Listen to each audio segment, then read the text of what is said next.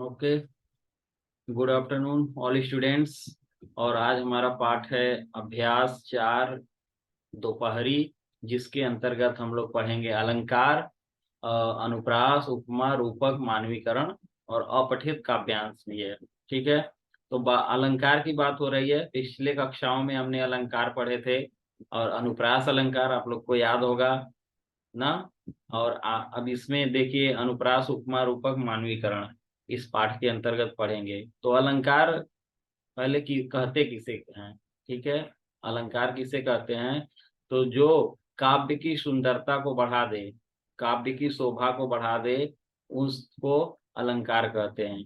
ठीक है, काव्य की शोभा बढ़ाने वाले तत्वों को अलंकार कहते हैं। काव्य की शोभा बढ़ाने वाले तत्वों को क्या कहते हैं? अलंकार। ठीक है, अलंकार का अर्थ क्या होता है? शाब्दिक अर्थ होता है आभूषण या गहना। गहना सब लोग देखे ही हैं, पहनते भी हैं। तो अलंकार का अर्थ है गहना या आभूषण। जिस प्रकार से आभूषण पहनने से स्त्रियों की शोभा बढ़ जाती है ना, व्यक्तियों की शोभा बढ़ती है ना, अलंकार पहनते हैं, गहना पहनते हैं। तो उसी प्रकार से जो कविता की सुंदरता को बढ़ा देता है उसे अलंकार कहते हैं। ठीक है, सुंदरता जो कविता की बढ़ा दे उसे अलंकार कहते हैं।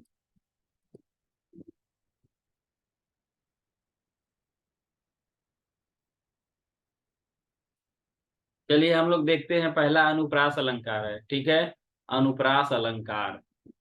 तो अनुप्रास अलंकार,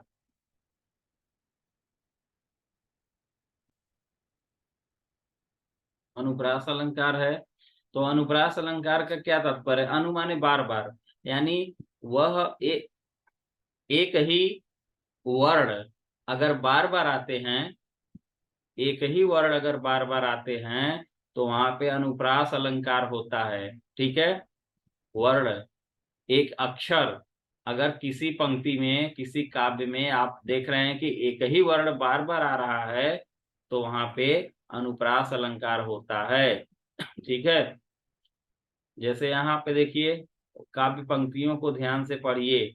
घूम घूम जो बल खाती थी सर्प सरीखी ना, कोई बाहर नहीं निकलता सांझ समय तक, को और नभ पर चमचम चपला चमकी, लाली मेरे लाल की जित देखूं तित लाल। इन काव्य पंक्तियों में मोटे काले शब्दों में जिस वर्ण की आवृत्ति हुई है उससे शब्द सहित लिखिए। तो यहाँ देखिए, जो काला काला शब्द है आपको लिखना है, सर्प सरीखी, सांझ समय, चमचम चपला चमकी, लाली मेरे लाल की। लाली लाल, लाली लाल लाल। अब इसमें देखिए सर्प सरीखी, यहाँ देखिए स वर्ण की आवृत्ति हुई है, आवृत्ति हुई है, 2 बार आया है ना।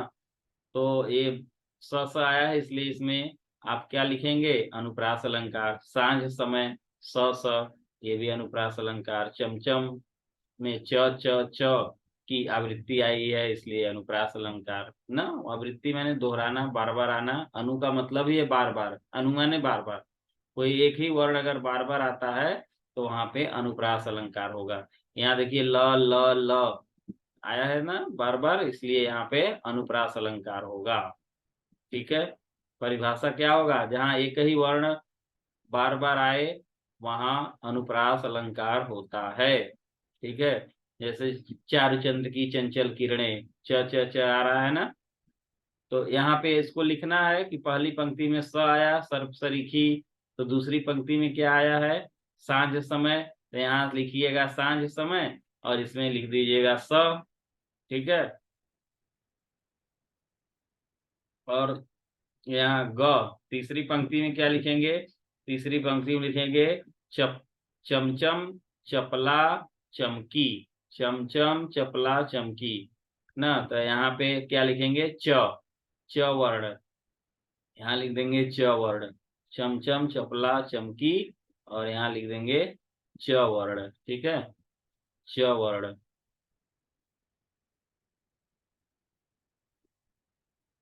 यहाँ क्या लिखेंगे? यहाँ लिख दीजिएगा च वर्ण। ठीक है, चौथी पंक्ति में लाली लाल लाल। तो यहाँ क्या लाली लाल लाल आ रहा है? तो यहाँ लिख दीजिएगा ल, यहाँ ल। ठीक है, तो ये आपका हो गया अनुप्रास अलंकार। अनुप्रास अलंकार। आगे देखिए, इस प्रकार के प्रयोग कविता के सौंदर्य में वृद्धि करते हैं, इन्हें अलंकार कहा जाता है। मैंने बताया था ना, जो काव्य की सुंदरता को बढ़ा दे उसे हम अलंकार कहते हैं। अलंकार शब्द दो शब्दों अलम और कार के योग से बनता है। ठीक है, अलंकार दो शब्दों से बना है, अलम और कार से। ठीक है, अलम का अर्थ है भूषण ना, तथा कार का अर्थ है करने वाला। अलम का क्या अर्थ है? भूषण है। और कार का क्या अर्थ है? करने वाला। तो जिस प्रकार आभूषण स्त्रियों के सौंदर्य में वृद्धि करता है, स्त्रियों के सौंदर्य माने सुंदरता को बढ़ा देता है, उसी प्रकार कवि अपनी रचनाओं में अलंकारों के माध्यम से सुंदरता उत्पन्न करते हैं। ठीक है ना, अलंकार के माध्यम से क्या करते हैं? सुंदरता उत्पन्न करते हैं। यानी अलंकार नहीं रहेगा तो कविता पढ़ेंगे तो आपको अच्छा ही नहीं लगेगा। ठीक है, अभिनव।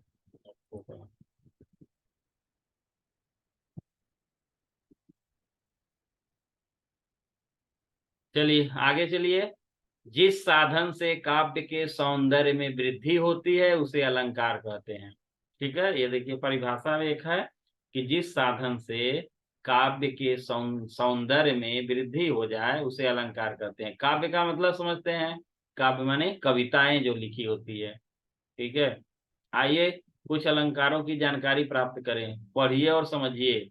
इस करुणा कलित हृदय में, अब देखिए यहाँ लिखा है करुणा कलित हृदय, करुणा कलित हृदय।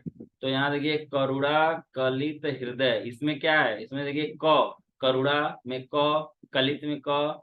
तो यहाँ क दो बार आया है ना, एक से अधिक बार आए, एक से अधिक बार आए एक ही वर्ण, तो वहां पे अनुप्रास अलंकार होता है। तो यहाँ देखिए क आया है, इसलिए यहाँ पे क की आवृत्ति हुई है। आवृत्ति माने दोहराना। क यहाँ आया है इसलिए क। और देखिए यहाँ है चारु चंद्र की चंचल किरणें। अब देखिए यहाँ पे च और च ना, तो यहाँ देखिए च की आवृत्ति हुई है, इसलिए ये अनुप्रास अलंकार के उदाहरण है। तो ये रहा अनुप्रास अलंकार के उदाहरण। अब परिभाषा देख लीजिए। जहां एक ही वर्ण, जहां एक वर्ण एक से अधिक बार आवृत्ति होती है, यानी एक से अधिक बार उसका बार बार आता है, वहां अनुप्रास अलंकार होता है। तो अनुप्रास अलंकार सबसे सरल है, ये 5 प्रकार के होते हैं। ठीक है, वृत्या श्रुत्या अंत्या लाटा। ठीक है, 5 प्रकार के इस तरह से उसके होते हैं, तो हमको सिर्फ अनुप्रास ही पढ़ना है। ठीक है, तो आगे चलते हैं हम लोग। यहाँ देखिए निम्नलिखित निम्नलिखित पंक्तियों में से अनुप्रास अलंकार के उदाहरण छाटकर लिखिए तथा कारण भी बताइए। अब देखिए यहाँ तरनी तरणी तनुजा तटकमाल तरुअर बहु छाए।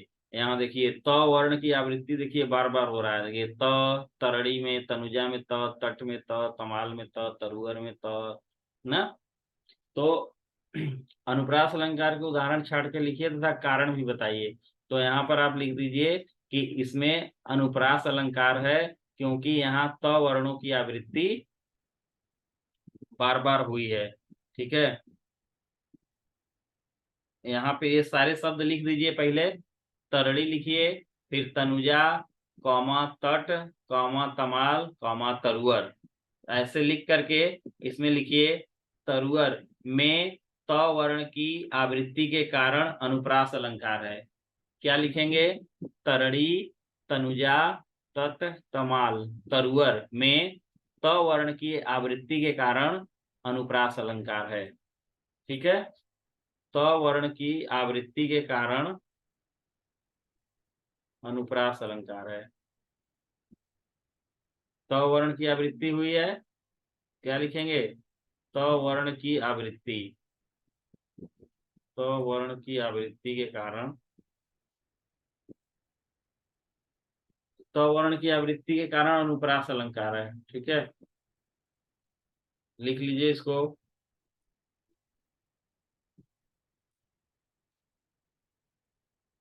आगे दूसरा ख देखिए, मधुर मधुर मुस्कान मनोहर,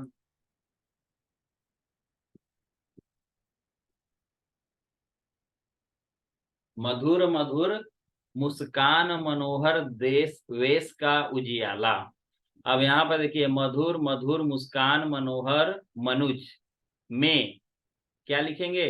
मधुर मधुर मुस्कान कौमा मनोहर मनुज में म वर्ण की आवृत्ति होने के कारण अनुप्रास अलंकार है।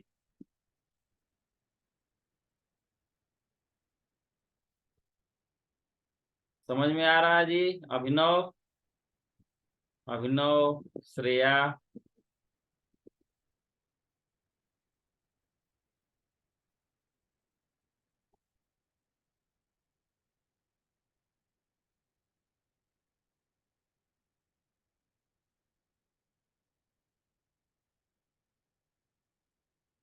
अभिनव न खोफा,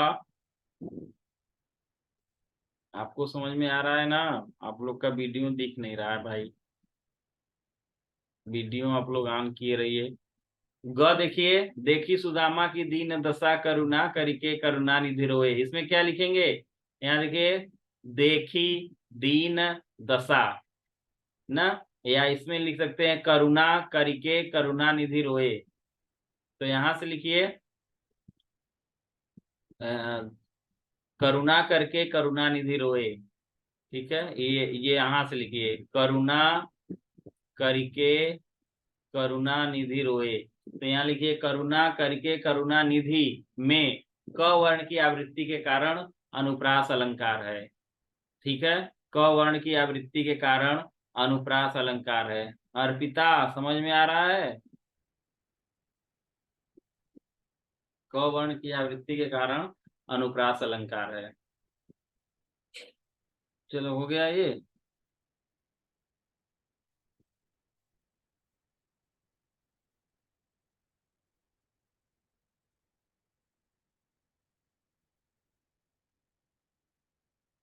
पढ़िए और समझिए। समय शिला सा जम जाएगा, और यह देखिए अरविंद से शिशु वृंद कैसे सो रहे हैं।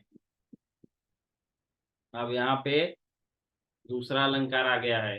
ठीक है, अब यहाँ पे आपका आ गया है उपमा अलंकार। उपमा अलंकार है, अभी पढ़ लीजिए, मैं कक्षा में भी आप लोग को बताऊंगा। ठीक है, कक्षा में भी बताऊंगा। उपमा अलंकार है, समय शिला सा जम जाएगा। उपमा अलंकार, जहाँ उपमेय में उपमान। ठीक है, उपमा अलंकार क्या में चार अंग होते हैं उपमा अलंकार के। उपमेय, उपमान, साधारण धर्म, वाचक शब्द। ठीक है, उपमेय के, उपमा अलंकार के चार अंग होते हैं। इसमें उपमा अलंकार में क्या होता है? उपमा अलंकार में हम एक वस्तु से दूसरे वस्तु की क्या करते हैं? तुलना करते हैं, उसकी समानता के आधार पर। एक वस्तु की दूसरे वस्तु से क्या करते हैं? समानता के आधार पर तुलना करते हैं। ठीक है, तो यहाँ देखिए, समय शिला सा जम जाएगा, तो उदाहरण क में समय की तुलना शिला से, तथा उदाहरण ख में शिशुओं की तुलना अरविंद कमल से की गई है, अतः यहाँ उपमा अलंकार है। उपमा अलंकार जब भी रहेगा तो आप जान जाइएगा, इसमें हमको तुलना करना है, एक वस्तु से दूसरी वस्तु की हम तुलना करेंगे ना, तो वहां पे उपमा अलंकार होता है। यहाँ अरविंद से शिशु वृंद कैसे सो रहा है, तो इसमें चार इसके अंग होते हैं, उपमा, उपमेय, साधारण धर्म, वाचक शब्द। ठीक है, उपमा, उपमा जो हो, उपमेय, उपमेय और उपमान। ठीक है, उपमेय और उपमान। तो उपमेय, यहाँ पे परिभाषा देख लीजिए, जहाँ किसी व्यक्ति वस्तु की तुलना किसी अन्य व्यक्ति या वस्तु से किसी समानता के आधार पर की जाए, वहां उपमा अलंकार होता है ना। हम लोग समानता बताते हैं कि यह उसके समान सुंदर है ना, मुख चंद्रमा के समान सुंदर है। तो यहाँ हम मुख की तुलना किससे कर रहे हैं? चंद्रमा से कर रहे हैं। तो यहाँ पे उपमा के 4 अंग देख लीजिए। उपमेय, उपमान, समान धर्म, जिसे साधारण धर्म भी कहते हैं, वाचक शब्द। ठीक है। तो उपमेय का क्या मतलब है? उपमेय मतलब होता है प्रस्तुत। उपमेय को प्रेजेंट कह सकते हैं। जो प्रस्तुत है आपके सामने, जो उपस्थित है, वो उपमेय होता है। ठीक है। जैसे समय व शिशु, समय शिशु आपके सामने उपस्थित है, इसकी तुलना हम लोग किससे किए थे? कमल से किए थे। ठीक है। तो कमल तो आपके सामने है नहीं, शिशु बच्चा ही आपके सामने है, तो वह उपमेय हो जाएगा। उपमान, जिससे तुलना की जाए ना, जिसकी तुलना करेंगे तो वो उपमेय हो जाएगा। तो बच्चे की तुलना हम कर रहे थे, तो बच्चा उपमेय हो गया। और जिससे करेंगे, किससे कर रहे थे? कमल से कर रहे थे। तो यहाँ शिला व अरविंद, अरविंद माने कमल होता है ना, ये क्या हो गए? उपमान हो गए। समान धर्म, जिस गुण से कारण तुलना की जाए ना, समान धर्म का होता है जिस गुण के कारण तुलना की जाते हैं। तो देखिए, शिला का जो समान धर्म था जमना था, और देखिए यहाँ कोमलता, यानी बच्चा भी कोमल है और कमल भी कोमल है। तो ये हो गया समान धर्म। साधारण धर्म, जो दोनों में मिलता रहे, उसको हम क्या कहेंगे? साधारण धर्म। जैसे बच्चा भी कोमल है, कमल भी कोमल है, तो साधारण धर्म हो गया, दोनों का धर्म एक हो गया।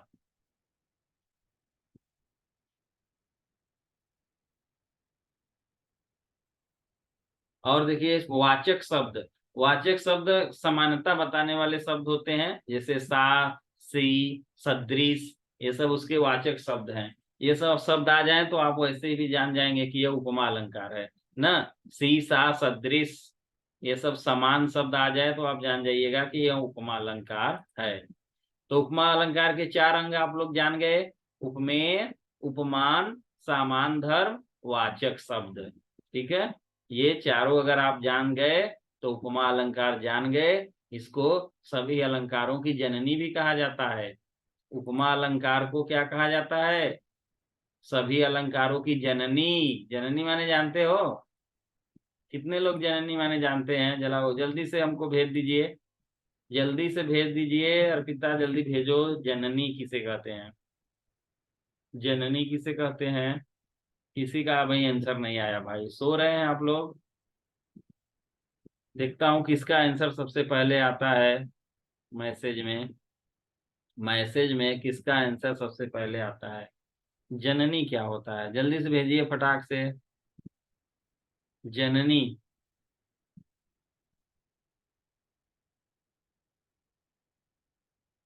मैसेज में आपको करना है मैसेज।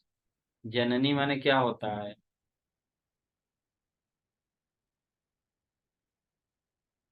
जननी।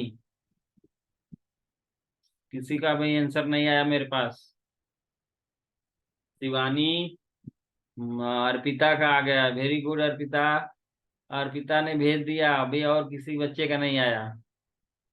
जननी का क्या अर्थ है? जननी, जननी जन्मभूमि स्वर्गादपि गरीयसी ना। जननी और जन्मभूमि स्वर्ग से भी महान है जी। जननी और जन्मभूमि स्वर्ग से भी महान है। आप लोग क्या कर रहे हैं? तो एक बच्चे अर्पिता का आंसर आ गया है, और बहुत ही सही आंसर आया है।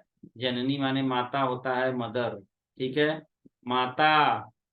तो ये जो अलंकार हम लोग पढ़ रहे हैं, जो अलंकार अभी हम लोग उपमा अलंकार पढ़ रहे हैं ना, इसको कहा गया है कि यह सभी अलंकारों की माता है। शुभम कुमार जी, लेट हो रहा है, थोड़ा शीघ्रता करिए। इतना देर में आंसर देंगे तो आप कहाँ पिछड़ जाएंगे एकदम। ठीक है। तो सभी अलंकारों की जननी है, तो जननी को समझना इतना आसान नहीं है अर्पिता। बहुत ही मेहनत, बहुत ही ध्यान लगाना पड़ता है। माता को समझ जाओगे तो सबको समझ गए ना। माता जो है इतना कष्ट सह करके सबका लालन पालन करती हैं।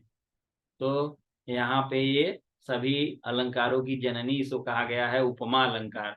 उपमा अलंकार में हम क्या करते हैं? उपमा अलंकार में करते क्या है ये बताइए तो।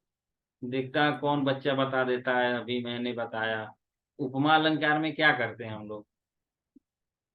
उपमा अलंकार में क्या होता है जरा बताइए, एक वर्ड में बता देना है कि उपमा अलंकार में क्या होता है। एक वस्तु की दूसरे वस्तु से हम क्या करते हैं, जल्दी से बताइए। एक वस्तु से दूसरे वस्तु की हम क्या करते हैं उपमा अलंकार में। और पिता का आंसर आ गया है। और लोग बताइए भाई जल्दी जल्दी फटाफट। तो एक वस्तु की दूसरे वस्तु से क्या करते हैं उपमा अलंकार में।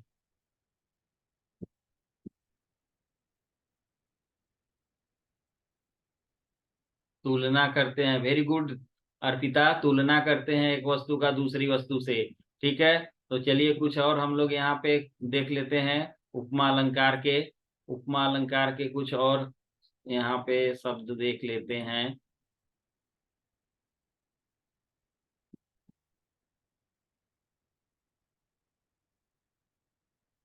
तो इसके चार अंग आप लोग याद रखिएगा, उपमेय, उपमान, समान धर्म और वाचक शब्द। कल मैं पूछूंगा सबसे, कल मैं क्लास लूंगा आप लोग का और पूछूंगा भी। निम्नलिखित काव्य पंक्तियों में उपमा अलंकार स्पष्ट कीजिए।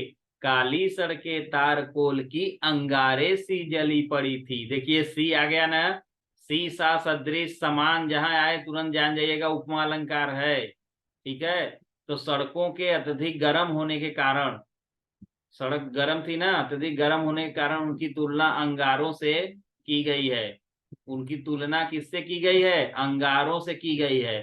ठीक है, काली जो सड़कें हैं तारकोल की, इसकी तुलना हम किससे कर रहे हैं, अंगारे के से कर रहे हैं। अंगारा जानते हैं ना, कोयला जलकर जो लाल अंगारा बन जाता है, तो यहाँ पे अंगारे से की गई है। अतः इसलिए यहाँ पे क्या है, ये उपमा अलंकार है। ठीक है, काली सड़कें तार कोल की अंगारे सी जली पड़ी थी, यह उपमा अलंकार है। अब यहाँ पे देखिए, एक रम्य उपवन था नंदन वंशा सुंदर। देखिए सा यहाँ भी आ गया, तो आप पहले ही जान गए कि यह उपमा अलंकार है। ठीक है, उपमा अलंकार है, तो इसमें लिखिए एक उपवन। एक क्या लिखेंगे, रम्य उपवन माने एक उपवन अत्यधिक सुंदर होने के कारण उसकी तुलना किससे की गई है, नंदन वन से। एक उपवन है, उपवन माने बगीचा जानते हैं ना, तो क्या लिखिए, एक उपवन के अत्यधिक सुंदर होने के कारण, एक उपवन के अत्यधिक सुंदर होने के कारण उसकी तुलना नंदनवन अर्थात इंद्र के वन से की गई है। नंदन वन किसका है, इंद्र का वन है। एक उपवन के अत्यधिक सुंदर होने के कारण उसकी तुलना नंदन वन अर्थात इंद्र देवता के वन से की गई है, इसलिए अतः यहाँ उपमा अलंकार हो गया। अब देखिए ग, नंगे नंगे दीर्घकाय कंकालों से वृक्ष खड़े थे। देखिए यहाँ से आया है ना, तो से आ गया, इसका मतलब ये उपमा अलंकार है। ठीक है, अब यहाँ कंकाल से तुलना की गई है किसकी, नंगे नंगे जो दीर्घकाय बड़े बड़े वृक्ष थे ना, वृक्षों की तुलना, तो यहाँ क्या लिखेंगे, वृक्षों की तुलना, वृक्षों की तुलना हड्डियों के ढांचे से की गई है। कंकाल क्या होता है, कंकाल माने हड्डियों के ढांचा, तो हड्डियों के ढांचे से की गई है। ठीक है, इसलिए यहाँ पर उपमा अलंकार है। नील गगन, नील गगन सा हृदय शांत हो रहा। नील गगन सा, देखिए सा आया है, तो यहाँ नीले गगन निःशब्दता या स्थिरता के कारण उसकी तुलना हृदय के शांत होने से की जा रही है ना। यहाँ हृदय के शांत होने, यहाँ नील गगन जो है, ये नीला गगन आकाश इतना शांत है जैसे हृदय शांत हो जाता है ना। तो नीले गगन की निःशब्दता या स्थिरता के कारण उसकी तुलना हृदय के शांत होने से की जा रही है। ठीक है, नील गगन सा हृदय शांत हो रहा है, तो यहाँ पे हृदय शांत हो रहा है नील गगन सा। तो यहाँ पे हृदय क्या है, उपमेय है, और नील गगन उपमान है, तो यहाँ पर उपमा अलंकार होगा। ठीक है, उपमा अलंकार होगा। तो आज के लिए बस इतना ही। उपमा अलंकार की परिभाषा आप लोग याद कर लीजिएगा और अनुप्रास अलंकार। ठीक है बच्चों, उपमा अलंकार और अनुप्रास अलंकार आप लोग याद कर लीजिएगा।